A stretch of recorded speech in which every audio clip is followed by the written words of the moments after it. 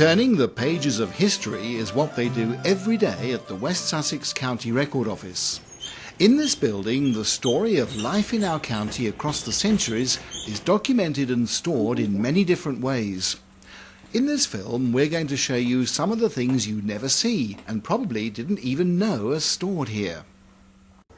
The Record Office isn't a museum, it's an archive, and in it are stored all sorts of things that go back hundreds of years telling the story of West Sussex. In a museum you can put most of them in a glass case and the public can see them. Here they have to be stored in special temperature controlled conditions. Now normally most people don't get to see what's there, but today, with the aid of my friends here at the Record Office and a pair of white gloves, we're going to go where very few people get to go. Alex and Sue, thank you very much for opening up your archives to us. We're starting off with, I think, the oldest thing that you've got here, aren't we? Yes, this is the Oslac Charter, which is from the year 780. Here it is, and this little piece of parchment has seen so much history and so much change.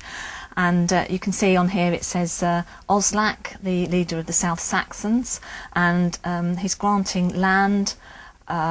This is all in Latin, by the way, and he's granting land to the Church of St Paul the Apostle, which is in Ernley, which is down in the Manhood Peninsula.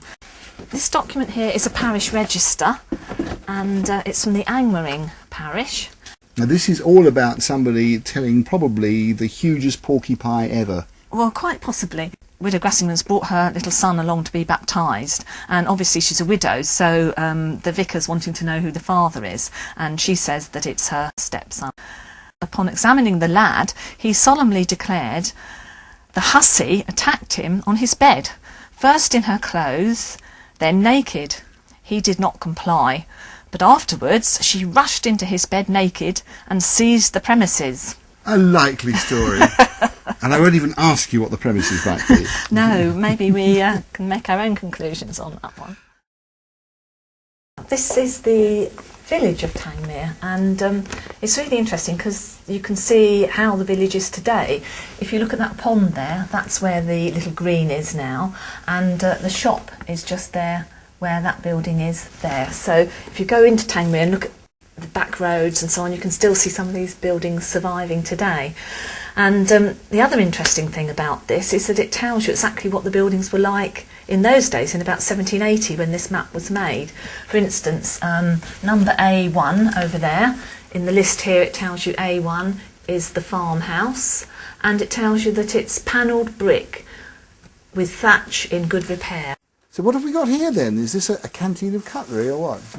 No, this is Eric Gill's toolbox. He was... Eric Gill. I've seen that name on a blue plaque. Yeah, he lived in Chichester between 1897 and 1899. He was a stone carver, wood carver and typographer. You might recognise his font, the BBC still use it. Oh. And we've got his toolbox here. So we've got an example of his work, but we've got more personal items as well. These, if I can open them. You've got his glasses there. Oh, With his look. address. Oh, with his address in there. Yes. Look at that. And some of his tools. Yeah, so we can Yes. see examples of the type of tool he would have used. Bits and pieces like this. Yeah, for anybody who knows anything about typography, there was a typeface called Gill Sands, and this was Eric Gill, wasn't it? Yep. So we've got lots of different things here, so it helps to demonstrate the type of tools he would have used and the work he was doing. We've actually got an example here in the catalogue of the work that he was doing, so you can see that, and he would have used tools like this to create it. Well, even though we have lots of very interesting documents in the Record Office, this page of scribbles is my favourite. A page of scribbles? Why? I think everyone can relate to it. Everyone has sat there at some stage and gone with a pen, just doing little doodles, and that's exactly what this is. And John Allen, whoever he was, has been doodling all over this page, hasn't he? Yeah, well, he's done his name in different ways, but I like these best. He's drawn little tiny hens and chicks because it's Henfield.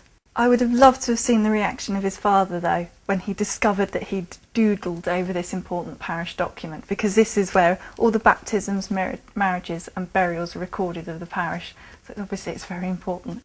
And that's where we've got to close the history books now, I'm afraid, for a while. Thank you very much, Sue. Thank you very much, Alex, for taking us round and showing us some of your hidden treasures in your archives today. No problem. People are fascinated by history.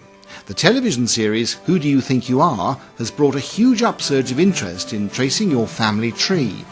And that's something we'll be looking at in another film on the work of the County Record Office.